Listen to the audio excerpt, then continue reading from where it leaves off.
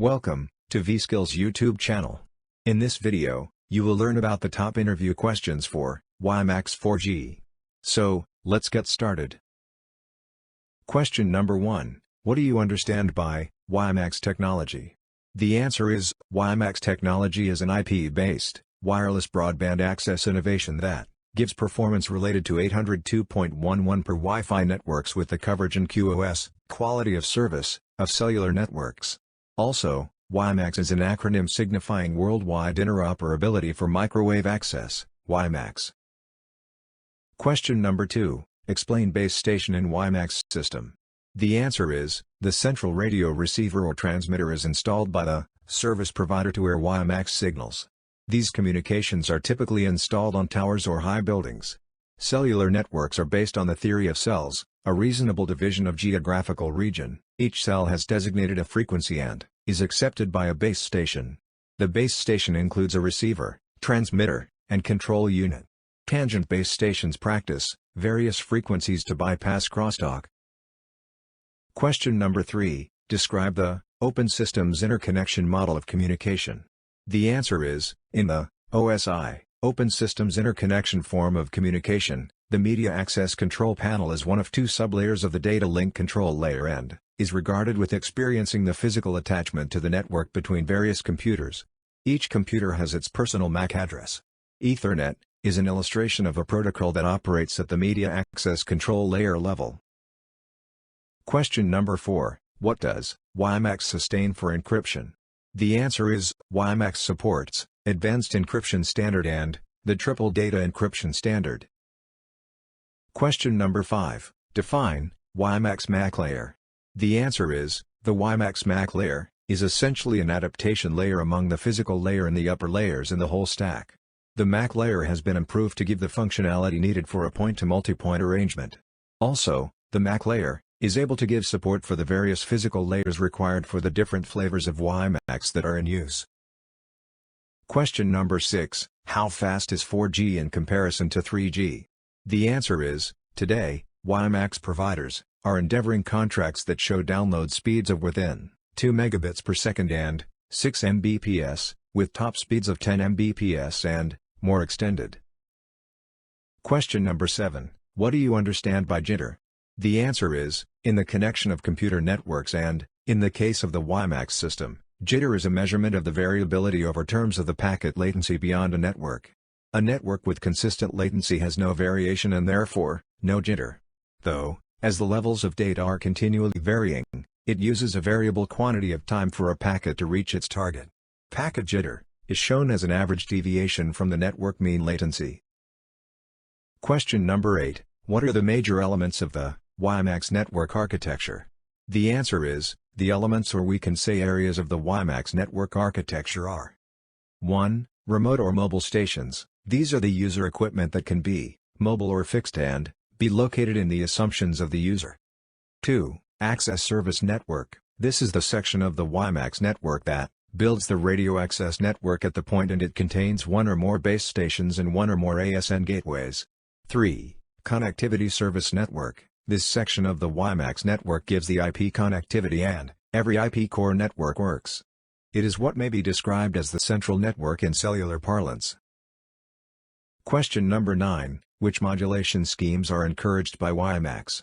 The answer is, the modulation schemes that are backed by Ymax are 1. Binary phase shift keying inflection. 2. Quadrature phase shift keying modulation. 3. Quadrature amplitude modulation.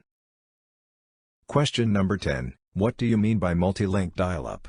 The answer is, multi-link dial-up gives improved bandwidth by soldering two or more dial-up connections collectively and managing them as a single data channel.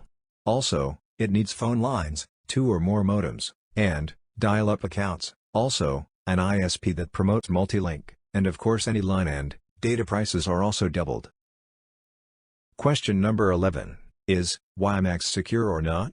The answer is, yes, Ymax is a standard-based form, and Ymax standards are well established to give much useful and manageable security than Wi-Fi networks. Ymax security stack helps two encryption models. One is popular, Data Encryption Standard, DA3, and the other is Advanced Encryption Standard, AES. Additionally, It needs a dedicated security processor for the base station. It also establishes the least encryption conditions for the traffic and for end-to-end authentication.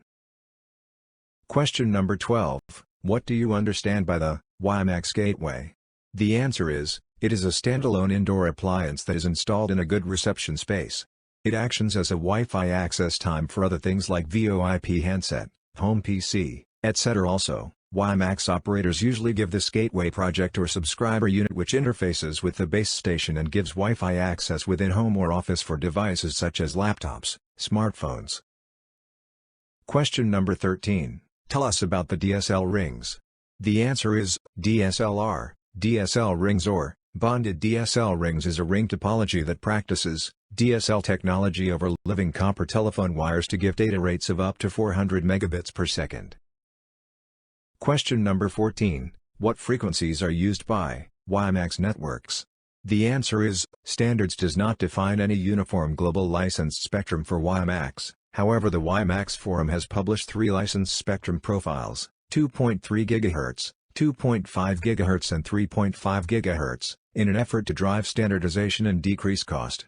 Also, plans for use of analog TV spectrum, 700 MHz, await the complete deployment of digital TV. Question number 15. What is WiMax Forums, NWG, Network Working Group?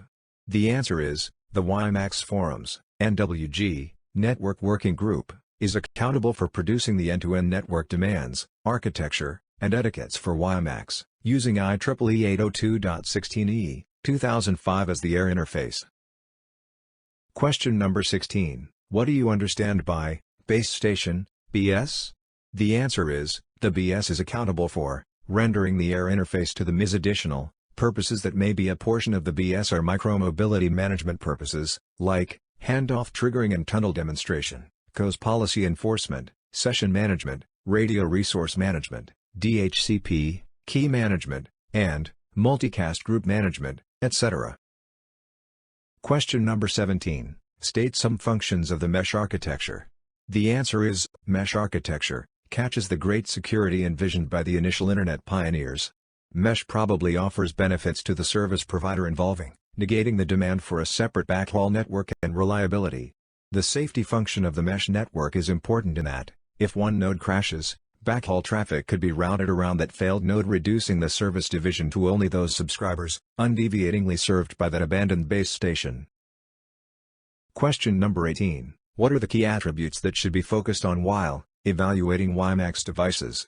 The answer is, operators assessing WiMax devices should make choosing criteria across 4 key attributes: performance, convenience, control, and reliability. Question number 19. State some benefits of the higher receive sensitivity. The answer is, higher receive sensitivity offers the system-wide benefits such as more comprehensive coverage space for a cell site, more considerable area accepted by higher order modulation within cell radius, scattered base sites needed within the service perimeter, more necessary and user efficient throughout, more magnificent understanding for deep indoor penetration. Question number 20. Explain frequency reuse. The answer is, frequency reuse is the method of practicing the same radio rounds on radio transmitter places within a geographic region that are distributed by adequate distance to generate minimum resistance with each other. Frequency reuse supports a dramatic improvement in the number of customers that can be completed, capacity, within a geographic region on an inadequate amount of radio spectrum, insufficient number of radio channels. Question number 21. What is a soft switch? The answer is, a soft switch is a central mechanism in a telecommunications system that connects telephone calls from one phone line to different, typically via the Internet, uniquely by centers of software managing on a general-purpose computer system. Further, most landline calls are routed by formerly using physical switchboards, purpose-built hardware, but soft switches are the most powerful 21st century trend. Question number 22. Explain multi-protocol label switching. The answer is, Mpls. Multi-protocol label switching is a device in high-performance telecommunications systems that delivers data from one network node to the next based on compact path labels, rather than long-drawn network addresses, bypassing complicated lookups in a routing table. Question number 23. What are the standardized protocols for maintaining MPLS paths? The answer is, there are two standardized contracts for maintaining MPLS paths, LDP, the Label Distribution Protocol, and RSVP-T, an expansion of the RSVP, Resource Reservation Protocol for traffic engineering. Question number 24, explain the quality of service. The answer is, the (GOS) quality of service refers to many relevant features of telephony and computer systems that support the transportation of traffic with special demands. In distinct, much technology has been increased to provide computer networks to become as valuable as telephone systems for audio conversations, also maintaining new applications with even more stringent service demands. Question number 25, explain operations support systems. The answer is, operations support systems, which is also known as operational support systems or OSS, are computer systems utilized by telecommunications service providers. The term most commonly represents network systems trading with the telecom network itself, maintaining methods such as provisioning services, maintaining network inventory, configuring network components, and handling faults. Question number 26, define network management.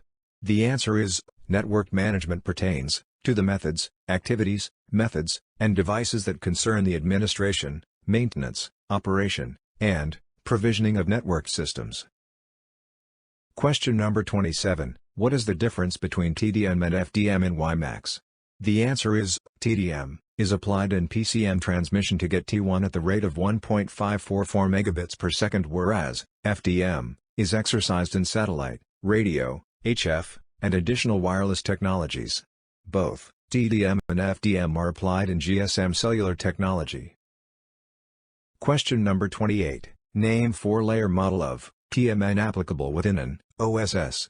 The answer is, 1. Business Management Level, BML, 2. Network Management Level, NML, 3. Service Management Level, SML, and 4. Element Management Level, EML. Question number 29, state the advantages of OFDM in WiMax. The answer is, frequency discriminating fading will be capable to affect a few of the subchannels or subcarriers and not the entire band. OFDM overcomes the effect of IC occurring chiefly in multipath channel environments. Question number 30, how much the microwave spectrum for 802.16 extends up to? The answer is, the microwave spectrum for 802.16 extends up to 66 GHz. For more such videos, subscribe to our channel.